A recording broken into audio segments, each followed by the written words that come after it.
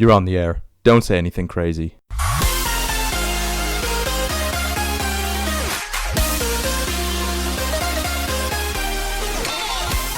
Welcome back, y'all. Congratulations if you made it as far as this podcast 11. We're going to be talking about the natural world and some of the benefits, and I suppose the need for the natural world from both a physical and mental well-being standpoint. Brotherly Bear, welcome to the podcast as the other Bro Bear, and happy Thanksgiving. I believe it's Thanksgiving in Canada. What are you going to do today? Is it turkeys? What do you do? Is it deer, moose? What are you going to eat? Thank what you animal very are you going to much. shoot and kill? Is it elk? Is it grizzly bear? No. There'll be no killing today, not on my part. We'll be tucking into a turkey that's been readily killed for us this evening. But yes, it is indeed Thanksgiving in Canada. And from what I understand from talking to Canadians, the reason it's in October, not in November, is just because it's so goddamn cold in November. So they brought it forward a month in Canada to really... before people start to hibernate and get frozen to their nines. Yes, people do hibernate like bears. Arguably, this should be done. Inoculated for 3 months, knocked out, you wake up, it's all springtime and lovely. But I know it was the first snowfall you mentioned today, right? So you got your winter tires on, you're ready to hit the road and dig the poor sods who didn't do it in time. Yeah, so in Alberta and Calgary, the snow comes in thick and fast and suddenly. And, you know, when I was speaking to you a few months back about how the seasons here are incredibly polarizing in a way that British people just wouldn't be accustomed to. So to give you an example, 2 days ago, it was 21 degrees and sunny here. Wow. And now you've got your first snowfall. And now we've got the snowfall. And is this typical, or is this sort of a result of gradual climate change? I think this is typical. I think climate change is generally contributing towards more late snowfalls. So whereas a typical Calgary snowfall would have been in early September, it's now in mid to late October. And springtime starts a little earlier. So we've got, that's had a range of dramatic impacts on ecosystems, most notably the sort of northern migration, the northern pushing of grizzly bears into higher altitudes, polar bears as well. But yeah, it's fairly typical in terms of the magnitude and the unpredictability of the change. But yeah, definitely a time to put the winter tires on, which is always, as we discussed today, a long and arduous process because you're constantly haggling with mechanics about what warranties you need and all this boring stuff. So it takes a very long time to get that all done. And it's one of those world's mechanics. I'm sure that everyone's got their own opinion and feels pretty entitled about it. Yeah, exactly. But it reminds me of what Damien was saying about these mad swings in temperature. I'm not sure whether it sounds like it's quite typical of Calgary from what you're saying, but maybe not of Denver. I know Denver can be a bit of a place of a melting pot of various weather fronts, especially with sort of the plateau that it's on anyway, and then the Rockies just to the west. I'm joking, making it up. It could be to the north or south, but it sounded right. No, you're right. You are right. Yes, but I think it's a real melting pot of various weather fronts, like I said, and I think that was partly due to why they saw that insane weather change and drop in temperature from something like the mid-20s in terms of centigrade down to around zero, and actually some snowfall on the following day, which I found incredible. And I think I saw a few articles, a few newspapers actually mentioned that dramatic drop and referenced climate change as a potential factor in terms of that swing and the extremity of that swing. And maybe it's something we'll see more of all over the world, right? So the UK will probably likely see more floods. There's a lot of towns and cities around the UK built on floodplains, as we know from our physical geography at A-level and GCSE, and it's stupid of them to do so in the first place. But arguably, London, much of London's built on the Thames floodplain. So, in fact, there are parts of southwest London that are flooded periodically, even now without the exacerbation. Partly, I suppose, that was why they built the London Thames barrier. But Brother Bear, I digress. Let's bring it back. Let's centre back to, but it is the natural world, right? And the natural world is changing, and I think the natural world is so crucial and critical to our physical and mental well-being. I saw a really interesting podcast about, I suppose, how to deal with isolation and COVID and the situation and new context it's thrown us all into. And they always say that suppose the mental side is slightly more abstract and tenuous, whereas the physical is almost, I suppose, more tangible. You can get right down there and start doing push-ups, sit-ups, go out for a run, and it's that much more relatable and grounded in reality. Whereas, like I said, the mental can seem a bit abstract at first. So they always say prime with the physical, and I suppose the more you can get out and practice that physical well-being out in parks, nature, the greenery, that the little you do have in urban areas. But I think you're very lucky with Calgary, and Damien's very lucky with Denver to have the abundance of that for nature. I suppose like world-beating views and world-beating parks and national parks, and just an abundance of that stuff. They were talking about how that is so crucial to, I suppose, recentering, keeping yourself calibrated at this trying time. And I think you've spoken about that on many occasions, right? Where it's invaluable, and it's nothing that can be really replaced by anything. There's no drug, there's no simulation, there's no VR, there's no gaming, there's no entertainment or anything for that matter that truly replaces the well-being you feel, that wholesome well-being you feel after being out in the natural world. I think you put that very, very well, Brotherly Bear. The experiences we have in nature and in, you know, the parks of the world, if we're lucky to live by a mountain range or perhaps an ocean, I would describe them as spiritual, and almost as kind of the best damn drug that you could get your hands on. And that's just because there's something in experiencing and interacting with those frontiers that links to a part of the brain that harks back to what humans were born to do.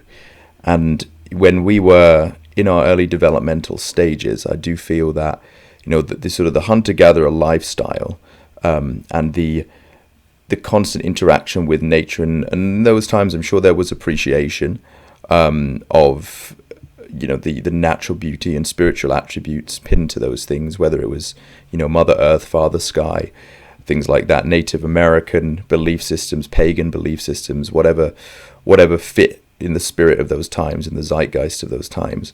But all these forces, this sort of vortex of spiritual appreciation for nature, I think that all constitutes that drug-like, super spiritual feeling of satisfaction that we get when we experience nature. And it's not, there's no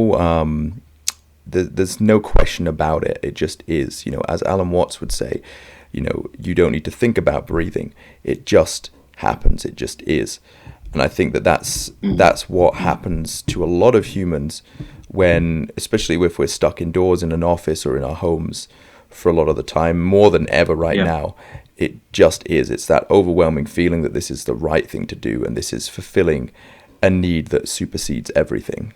Yes, and I think you're right in saying that it's a need and there's no real substitute for it, which is why I think you see a lot of mental illness in cities, because you just don't have that threshold abundance of nature that you would normally need, and in fact your body's adapted to need. As you say, like 90% of our hardware is built on, probably more than that, something like the high 90s is built and centered around a very different context to the one we find ourselves in today. And so I suppose going against that grain to your detriment, right? Or at your own risk. And I suppose being sort of a bit too smart with all our technology today and saying in the span of 50 years we've actually found a better way of being, probably quite naive. Yeah, I think that there's an aspect of it that comes from a good place, and, you know, particularly from what I've seen in futurists and friends that have quite a futuristic lens, is the pursuit for VR to fulfill those kind of needs from the comfort of one's own home. And that's just one example of many. A lot of people, you know, particularly those in the cities, and we have discussed this, you know, a little while back, they will actually seek, I've noticed people will seek, you know, more perhaps drug taking to occupy their time, and that involves alcohol even, you know, and we all do that. And I think that's that's also you're filling in a gap. You're getting your thrills, you're getting feelings of elation, feelings of validation, feelings of to fulfill that sense of purpose when your 40-hour week is done. And I think that's definitely problematic in the cities. There's not really many ways to remedy that in the urban jungle. Yes. And Brother Bear, I just want to bring this back to the experience I had yesterday, which was I'm in Poland at the minute, and I had the fantastic opportunity to go out foraging in the forest with Monica's auntie, and we went foraging for various mushrooms in the forest. And that was quite an experience. It was just on a very atmospheric day, and it was quite foggy, and it was raining, and I just sort of wrote my thoughts in a cascade of consciousness, which I'll read to you now if you don't mind. Go right ahead. A rolling, cascading fog blankets the forest with hushed silence. The senses sharpen every twig broken underfoot. The musky earth smells of mushrooms. A brilliant dash of red, the unmistakable deadly forest candy that is the fly agaric toadstool mushroom. Movement, a rustle. The startled hare leaps from the undergrowth. The stillness is disturbed but for a moment. The air of tranquility soon predominates once again, complemented by the odd chirping of a bird in the forest canopy above, shielding us from the worst of the rain. The leaves resonate as it falls. The trees, stoic, towering, ancient and wise, tower above in a commanding respect. This is their realm, don't ever forget that. A jet-black salamander with bright yellow patches walks along the forest floor, comically tropical and out of place for a pine forest in Central Europe, but there it is. There's a magic to this place. Suddenly gnomes and fairies seem less than a world away. What a powerful image. Thank you, Brother Bear. Did you feel that?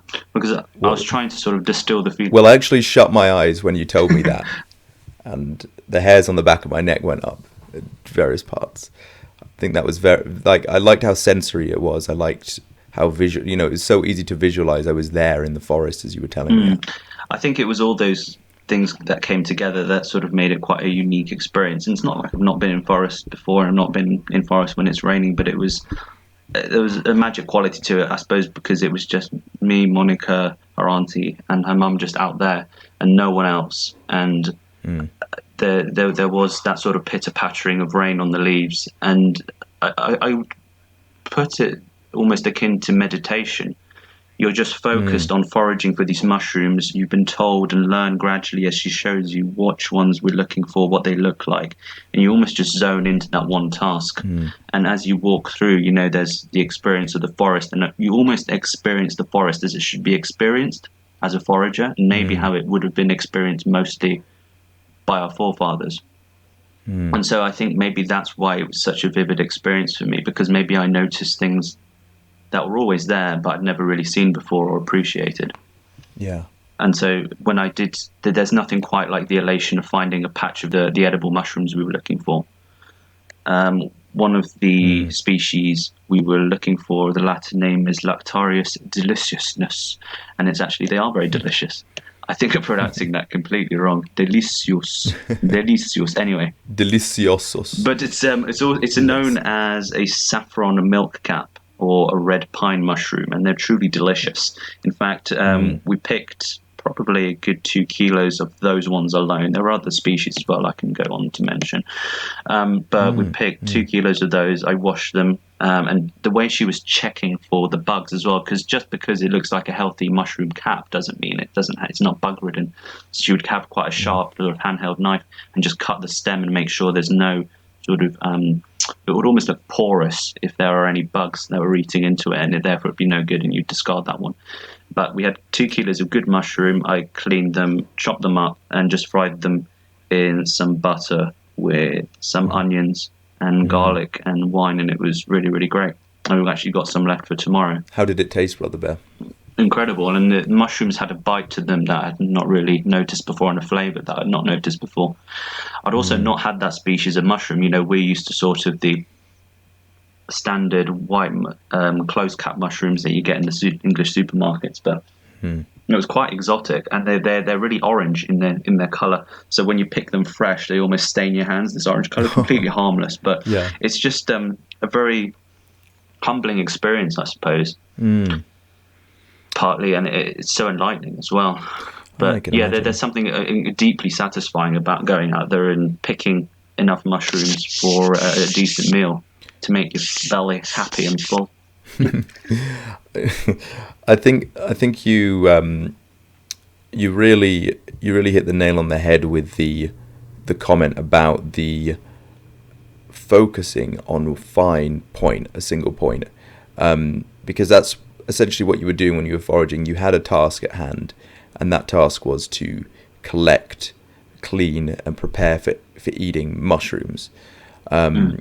And I think there's something very sort of meditative for the mind, almost in a way that sleep is so critical for the mind, about, focusing on a single task or point. For me, that's archery. For some people, that's crocheting, embroidery, those kind of things. And you've obviously experienced it through the harvesting of those mushrooms. And I think that when you get into that piece of that sort of mindset, you enter what a lot of psychologists would refer to as the flow state. And a lot of people can pull off the flow state when they're working, but it's much more cleansing for the mind when you're focusing on a unique point, like a single task, really. And what it tends to do is, as you're focusing on that, a lot of the gunk, a lot of all the information that's swimming about in your head that isn't actually very productive, is churned up or forgotten or deleted or put in, on the right shelf or in the right filing cabinet.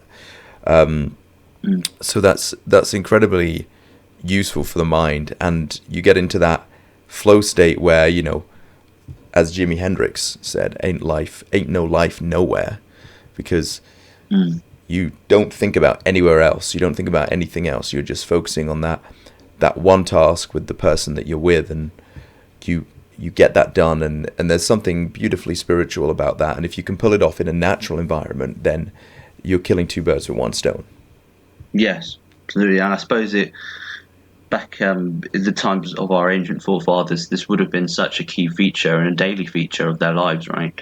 And so I suppose it's little wonder that we don't sort of look back with rose-tinted specs around these sorts of times, whereas from their perspective, it would be more of a case of survival. Maybe they wouldn't have the ability to enjoy the experience because it would be a case of life and death. We maybe now have that opportunity to experience it in a slightly more relaxed state of mind and experience maybe the subtleties around that experience other than just collecting the food. And I think maybe that was part of the joy for me. It was, I suppose we didn't have to collect the mushrooms, but nonetheless there was that reward system that's been in place for thousands of years, kicked in.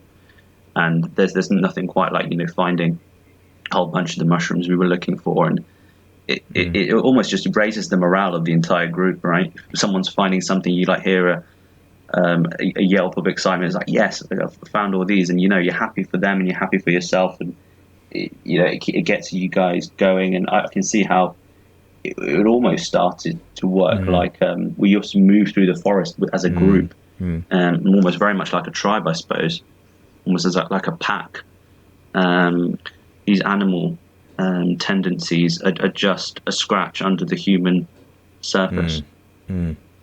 They're really not that far below the surface when you scratch below.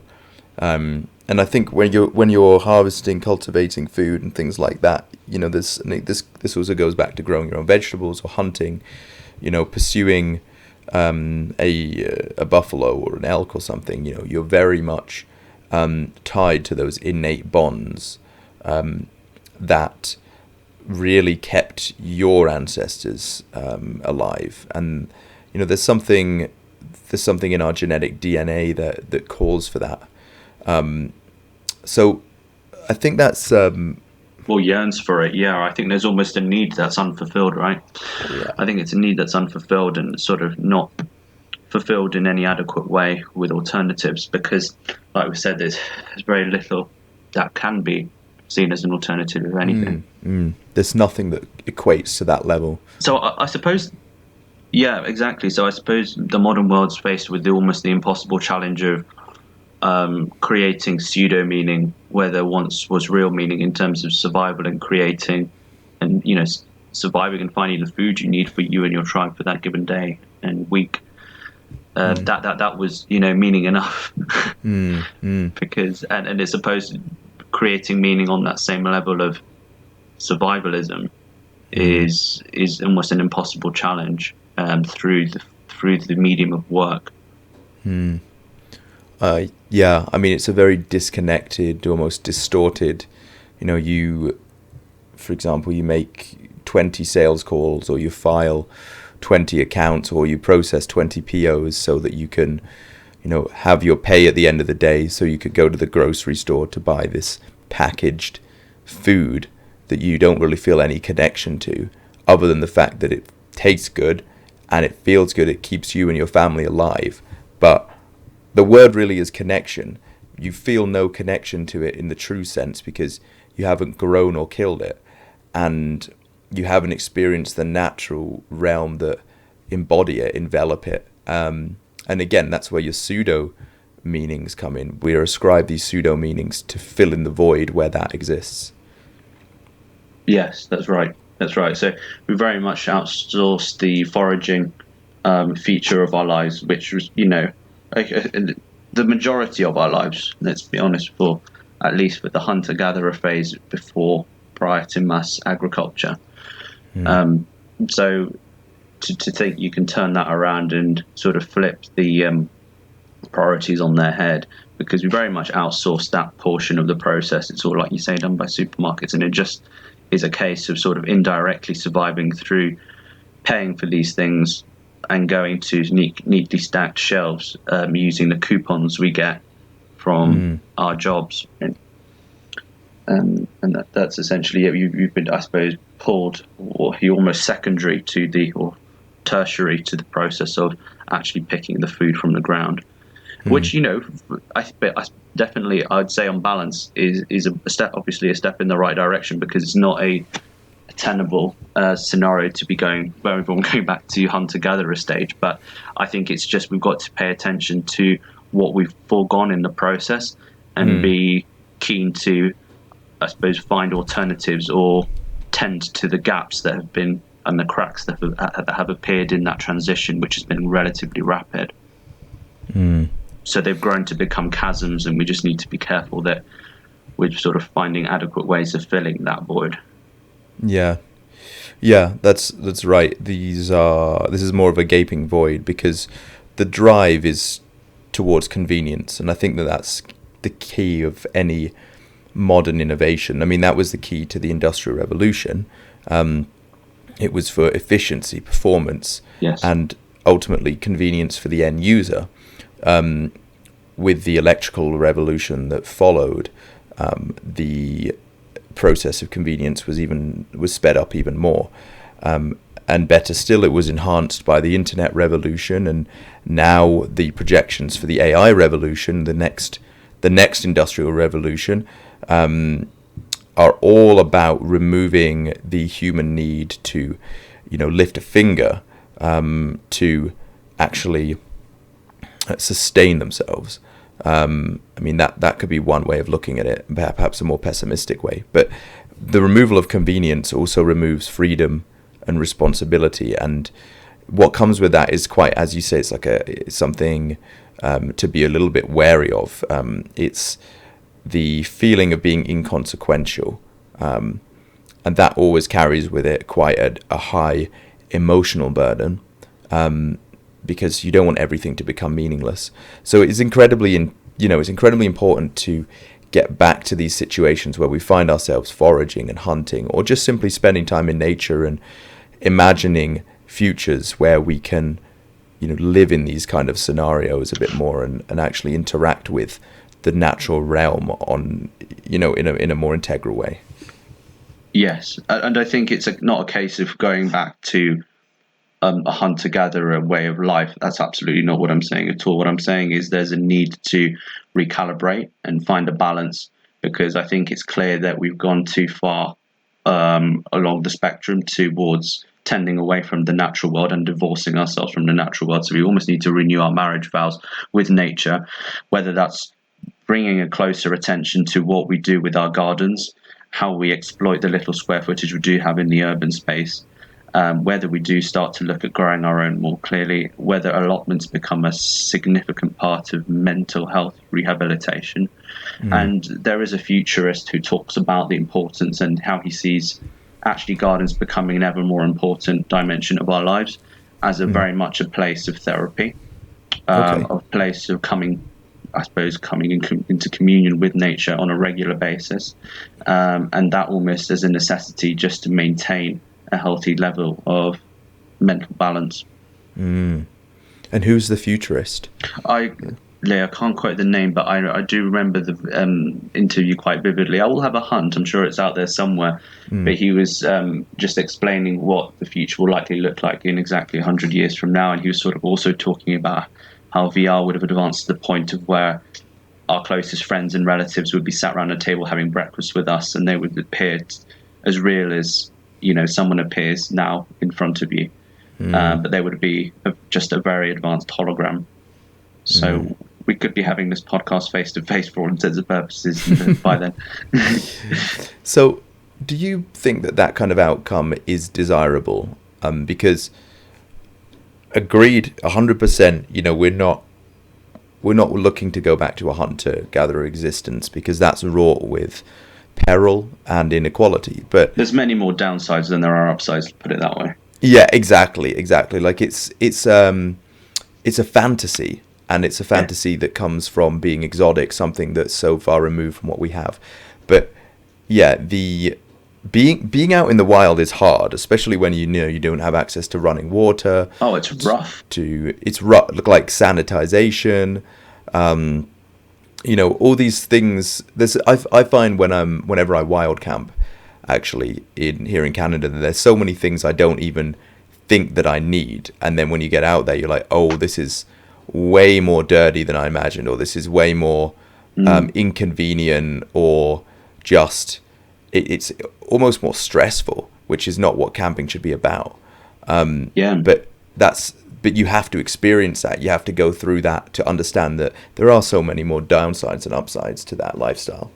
Definitely. I mean, our modern lives are incredibly sanitized, right down to the flatness of our floors and tables and the right angles we enjoy so much, which are nowhere to be seen in nature.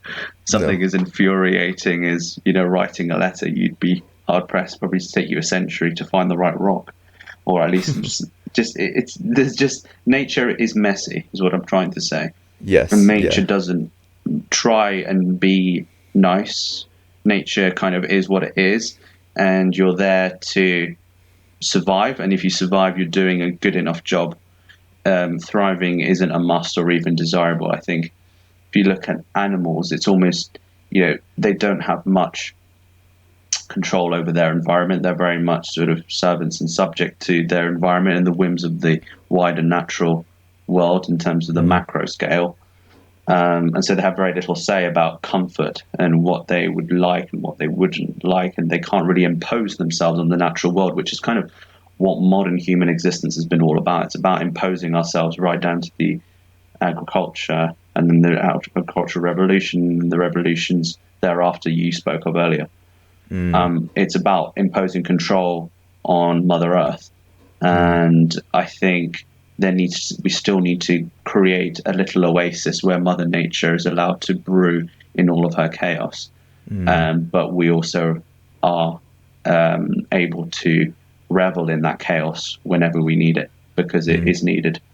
It's important to have a sort of a revolving door between that chaos and your real world. So the Tao, my friend.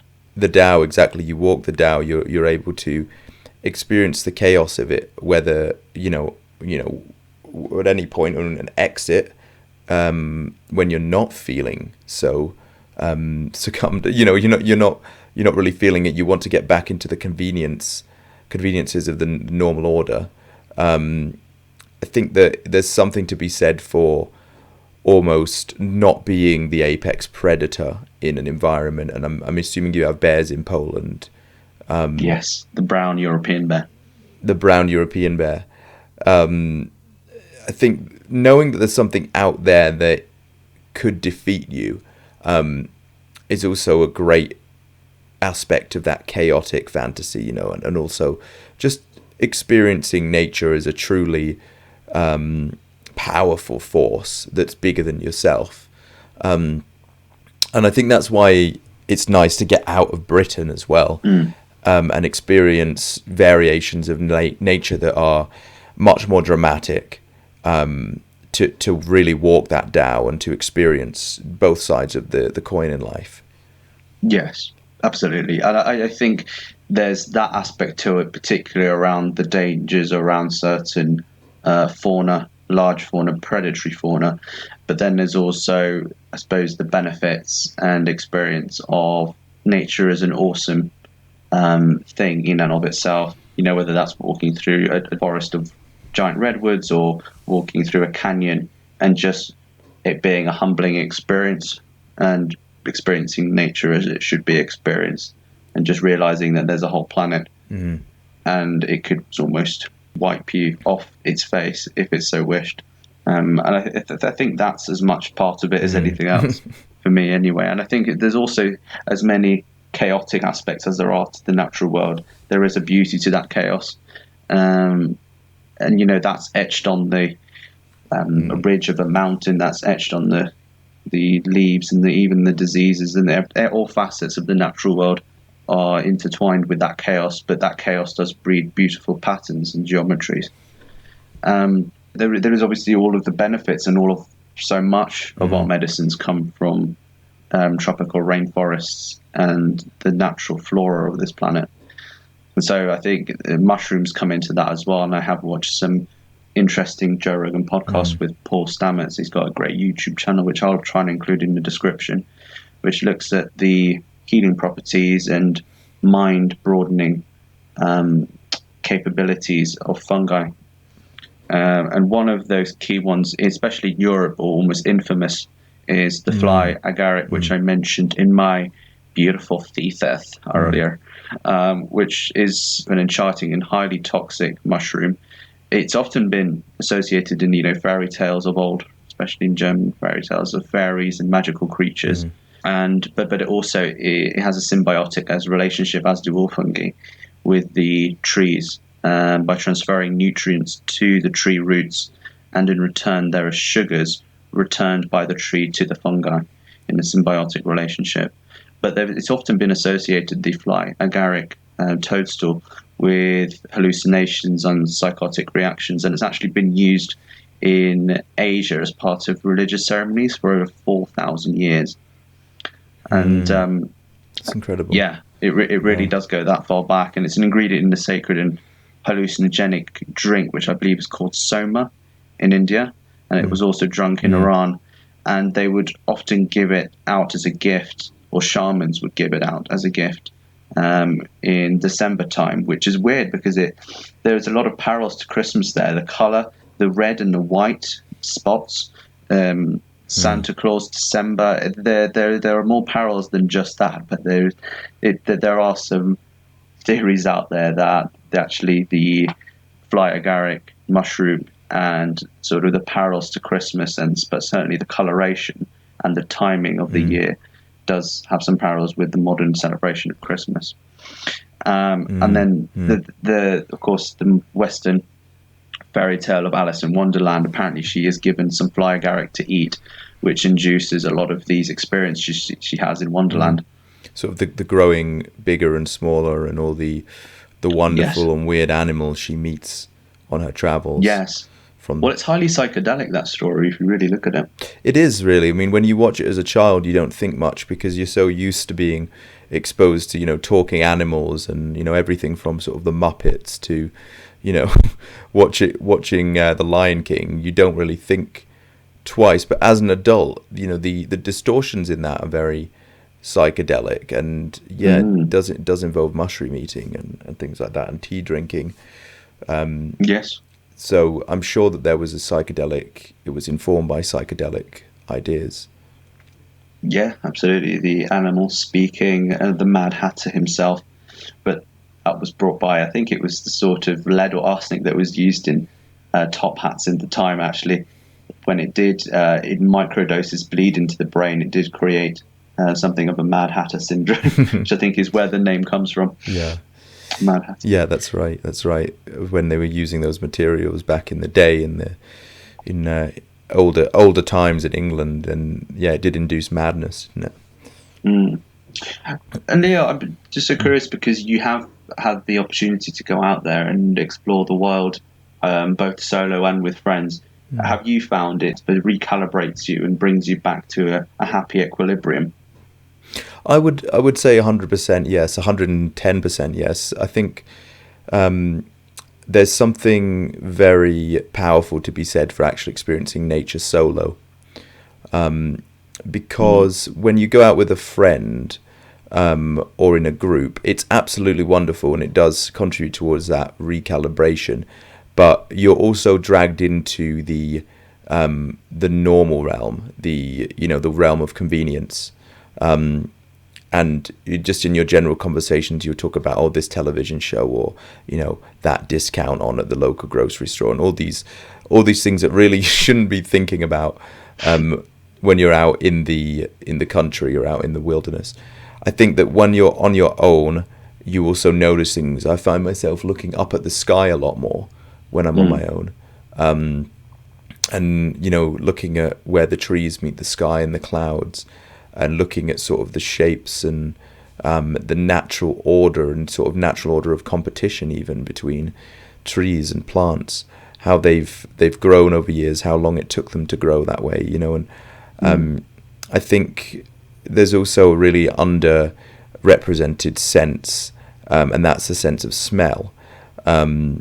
And it's so underrepresented as well, Brother Bear, because it's one of the one most evocative senses out there, right?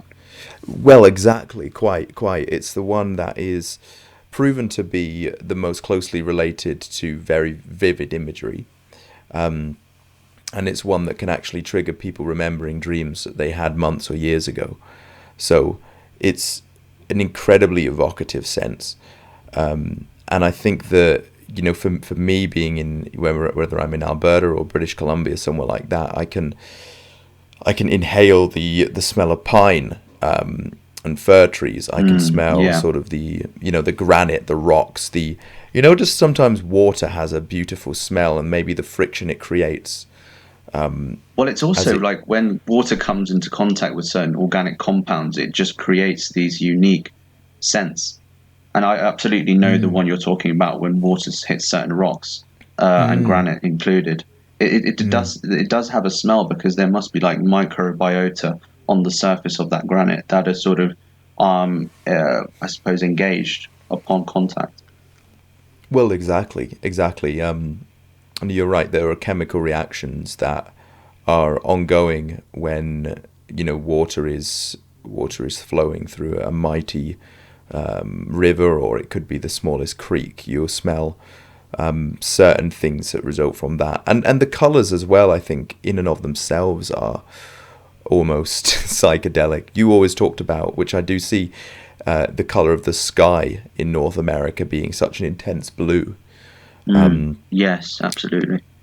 I'm sure there's a reason for that. Maybe it's the levels of oxygen in the air, the levels that you're looking through. Maybe it's the the varying degrees of air pollution. I really I couldn't tell you. I'm sure there's an answer out there for that, but these are all things that recalibrate, because you look at these patterns and shapes and all these experiences, really, the sensory overload of the natural order, and you get this overwhelming feeling that something is much bigger and more important than you, and that really all this stuff matters more than anything, because it's so intrinsic to our own existence. And I do believe that noticing that symbiotic relationship on the macro level, it could be something as simple as carbon, the carbon dioxide intake of trees, something as obvious as that, or it could be, the way that the behaviors that wolves exhibit, or perhaps the way that the toadstool you were discussing, the mushroom you were discussing, the characteristics that has. All of these symbiotic characteristics feed into that overwhelming divorce from the ego. And I truly believe that's why going out into nature has psychedelic properties, because a lot of people who take mushrooms, take LSD, they experience a divorce from the ego, and that is where they really get that spiritual understanding or awakening, or whatever they want to talk about, whatever language they want to use. And I think that nature can actually provide that. Yeah, I think you're right. I think that's almost a cheat sheet or a shortcut to attaining that particular enlightenment, but which can also be derived, and is most naturally derived, by actually being in nature, particularly alone. Because I suppose by being in nature alone, one, it's quite a brave thing, especially if you're camping out alone at night, and you're kind of taking on the archetype of the shaman by doing that, which is, I suppose, a brave soul within the tribe that would have gone out there, done the exploration, taken various organic compounds and plants, and really just been the guinea pig for the tribe, and gone out there and explored and made previously unknown territories known. And in that sense, also embodied the archetype of the hero, right? Which is what the hero really is. It's about forthrightly conquering the unknown and coming back wiser. Yeah, exactly. The deifying of the frontiers person. Yes, exactly. Coming back a wiser person with something to say, and I suppose a nugget of wisdom to share with the other tribe members. Whether that was a new flora, or a new experience, or a body of water, whatever it was, it could have been something quite ephemeral or something quite practical. But Brother Bear, I just want to harken back to what you were speaking about, the how evocative the sense of smell is. I'm sure you can relate to this, the scent of rain. Oh, 100%, yeah. Yeah, so that's petrichor, and it's the earthly scent that's produced when rain falls on dry soil. And if in terms of the biology and the mechanics of how it happens, apparently it's derived from an oil which is exuded by certain plants during dry periods. So when the water is reabsorbed by clay-based soils and rocks, the oil is released into the air with another compound called geosmin. So geosmin is a metabolic byproduct of a certain bacteria, which is emitted by wet soil and produces that distinct smell we can all relate to. Okay. It's really interesting. We're also very, very sensitive to that particular scent. And the reason they think we might be so sensitive to geosmin is because, actually, in fact, the concentrations are insane. So we can detect concentrations in the air of geosmin as low as 5 parts per trillion. Which, when I've read articles in the past, I know sort of we talk in terms of millions, parts per million, but trillion is another, 6 zeros on top of that. Right. So another 6 orders of magnitude less. So 5 parts per million. So yeah, it's mad. And some scientists speculate or have hypothesized as to why we're so particularly attuned to this scent, and it might be because humans appreciate the rain scent because of our ancestors might have actually relied on rainy weather for survival, and so it would have spoken of or better times ahead and maybe a good harvest, a sort of reward from the heavens above to that it's going to be a good crop season, or perhaps we'd have enough, or maybe just the end of a drought. Yeah, something as simple as that, or just literally having enough potable water. Yeah, incredible. I've never heard of that. I've always wondered what the scent of rain, sort of the science, the mechanics behind it. But it's amazing that our sense of smell and ability to identify it is so acute. It must have been something that's just grown up because of the dependency on it. Absolutely, and I think that sounds like a relatively sensible hypothesis. It would make a lot of sense, right?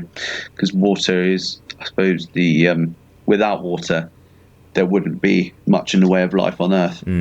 And so I suppose it is the substrate through which everything is able to survive and thrive and also evolve, right? It's the substrate, or the mixing substrate, which allowed for complex life to occur in the first place.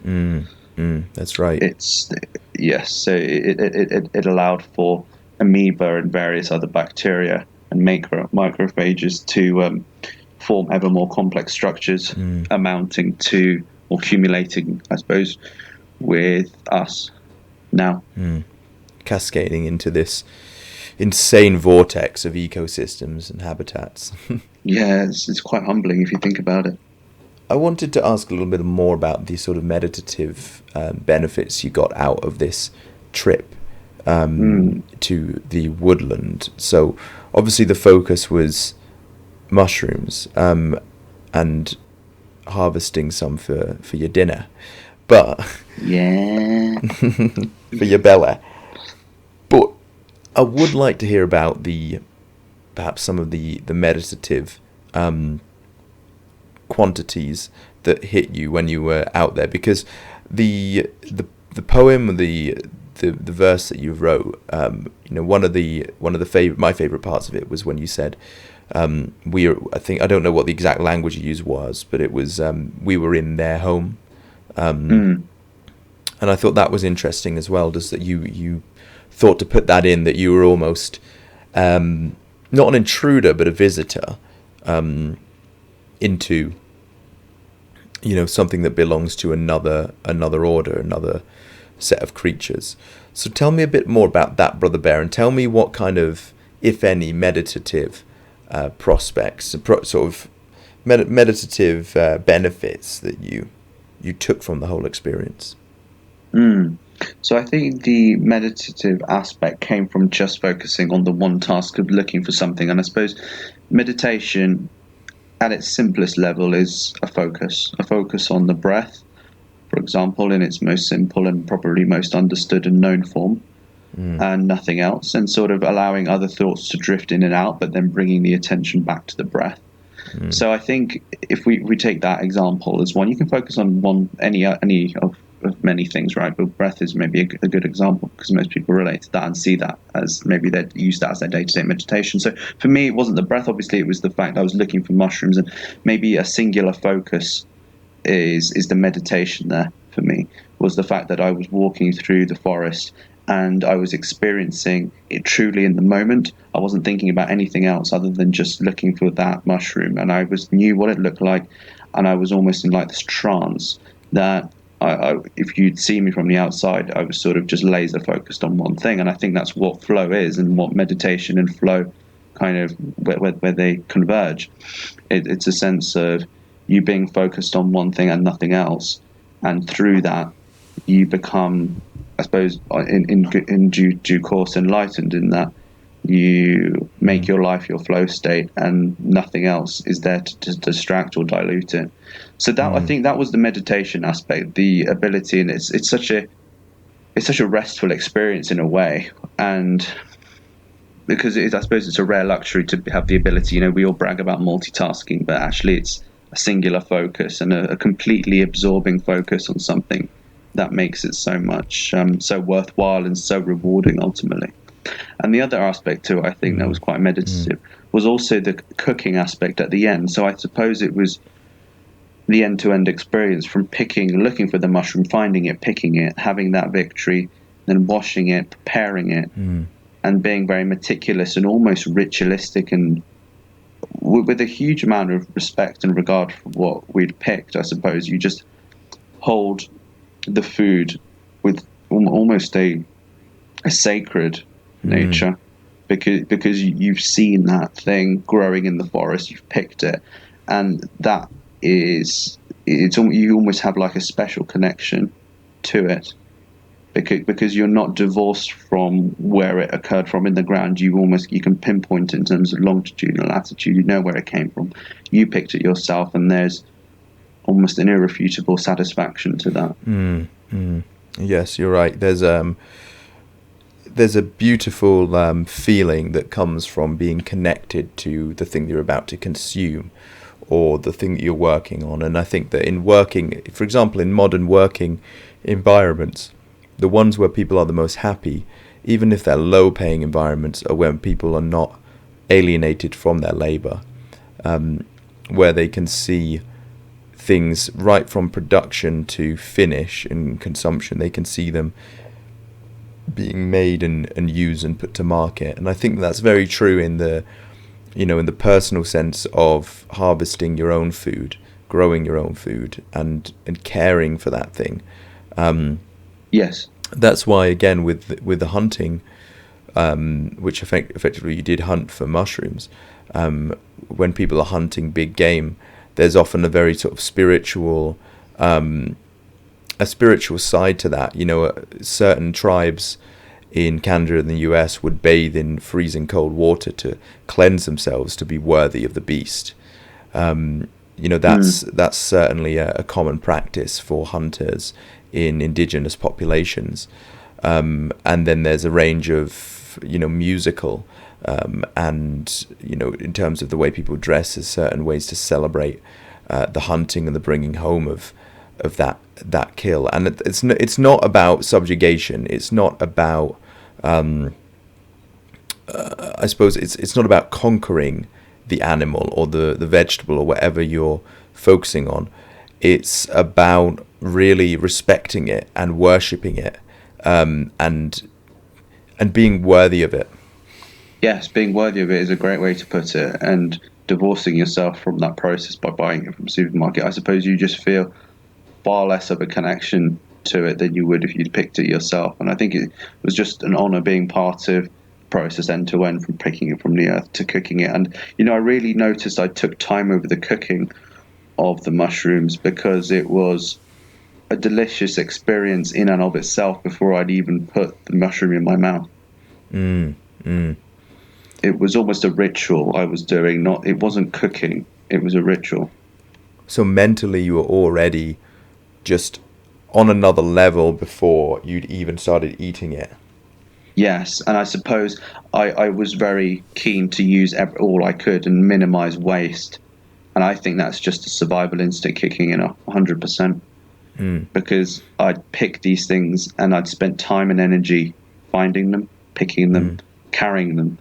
So I wouldn't want to waste another jewel wasting anything that we could actually consume. And it was something, I think, about cooking it all and realizing we actually had quite a few mushrooms, and if I don't cook them today, they might spoil tomorrow because there might still be some residual bugs in there.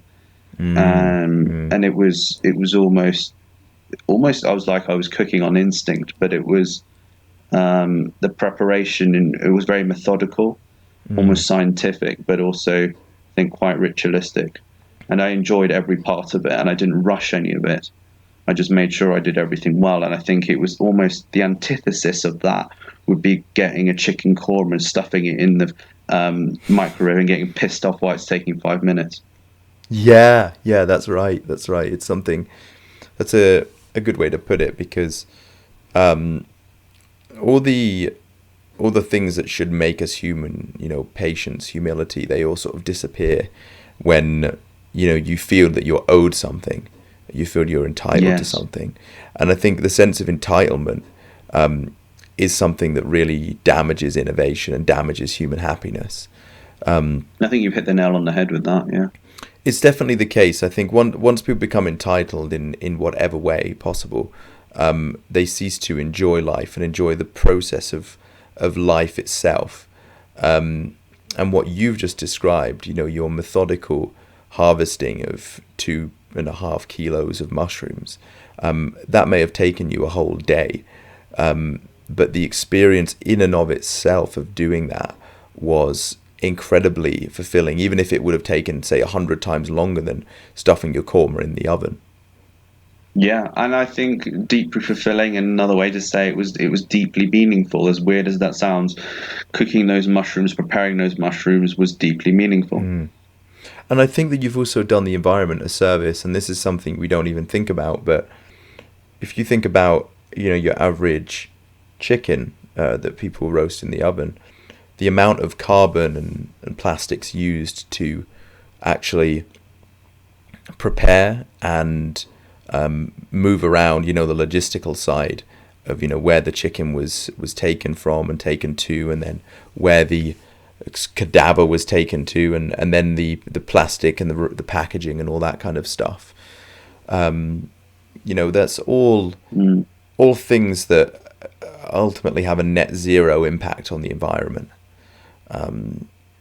So again, you've done a service, because instead of buying a pack of brown mushrooms from your local Tesco, you've gone out and actually harvested them yourself. You've done the environment a great service there. Yes, and I think, going out there in the forest, picking them, you by no means scratch the surface. You've not damaged the population in any way, because you're just a few people. And those will be, people don't quite understand this, but the mycelium, which is the root network that permeates the earth beneath the mushrooms very densely, is really the lifeblood and what the fungi is all about. What you see on the surface in terms of the mushroom is merely the fruiting body of that mycelium. So the mycelium you can almost see as a root network or for the mushrooms, which has, like we spoke about earlier, that symbiotic relationship with the root system of neighboring trees. But it's only the fruiting body that you see above the surface in the form of that mushroom. That forms it's almost very much like an iceberg effect, but even more extreme, where there's a minimal tip to the huge network that lies beneath. And so I think you're barely scratching the surface, and you're doing, if anything, nature a service in that you're not letting any one species dominate the flora of the forest floor.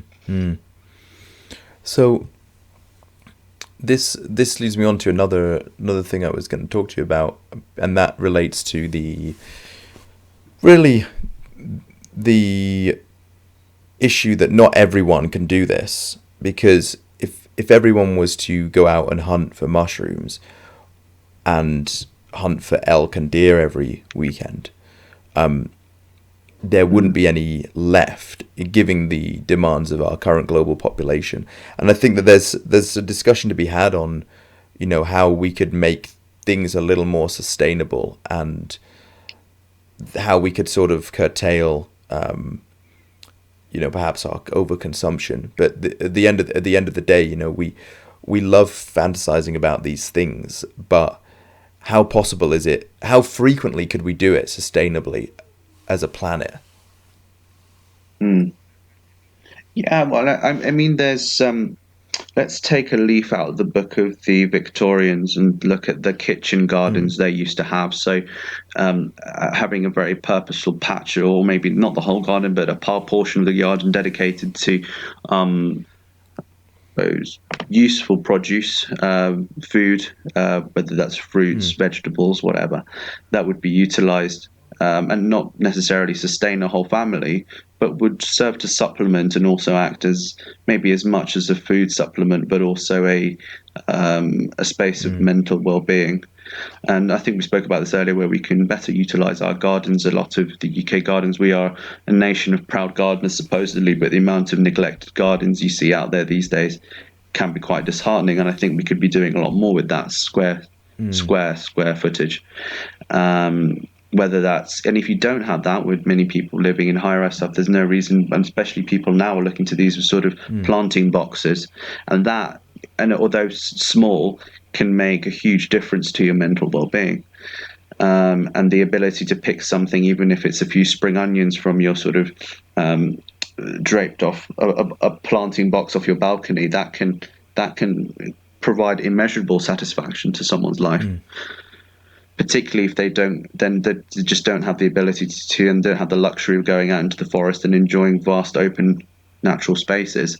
And I think that's supplemented along with more of these kind of pick your own schemes, which they're quite few and far between at the minute, would definitely benefit people, where you can go out, pick as many as you can, pay for the kilos, and then go home. And you might be spending a little more than you would in a supermarket, but I think the upside of the satisfaction you get from that is more than worth the price. So I think maybe it's a combination of those two things to start, and then we'll see where that takes us. But also there's the advent of indoor farming and urban farming, where we're looking at sort of converting shipping containers and doing very intense farming using minimal electricity, using UV and LED lights to create almost a disproportionate amount of yield per square meter, by doing very sort of smart ways of vertical farming in shipping containers or sort of disused urban spaces, and involving the community in those sorts of initiatives.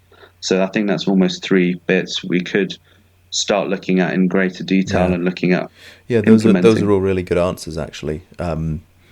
There's definitely a community aspect to urban farming.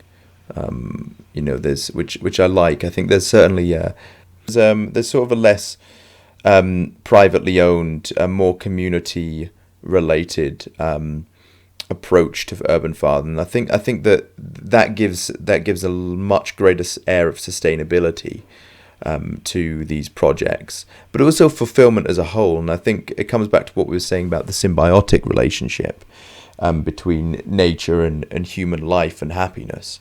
And I think a big part of the pursuit of happiness is feeling valued and loved by your community and giving that value back to them.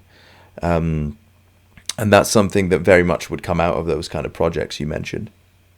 Yeah, I think urban farming, of sort of vertical farming where you have very little square footage, but involving the community where possible, yes, it will serve almost 2 purposes. One, you could become a little bit closer and educate everyone around how farming can benefit the community, but also bring the community, and it can almost become an epicenter for the community itself to come together and better understand our dependence on the natural world, because it's all too easy to become, like you say, divorced, and it's all very sanitized and wrapped in cling film for the city folk, isn't it? Yeah, very, very much so. Very much so. Well, I'm very happy to have heard of this experience that you had out in Poland. And is it something you're going to be doing again while you're out there, Brother Bear, or are you going to be given the chance to perhaps take another hike out there and try and cultivate some more food? Well, but you should say that. I went out today. I did recognize the one species we sort of picked most of, which was that Lactarius deliciosus, which is that saffron milkcap, also known as red pine mushroom, which is delicious, fried in butter with a nice douse of garlic, as well as some finely chopped white onions and a dash of white wine. Rather delicious. So yeah, I did see more of those, and I'm absolutely 100% confident I'd be able to identify those and not fear death. So that's very reassuring, and it's just very heartening that I could be comfortable doing that in any European forest with identifying those particular mushrooms. You've just got to be very careful, and I'll caveat all of this, particularly the mushroom speak, that you can't be too careful with mushrooms. There's a lot of mushrooms that seem to mimic the look of edible mushrooms, mushrooms that anything but do that.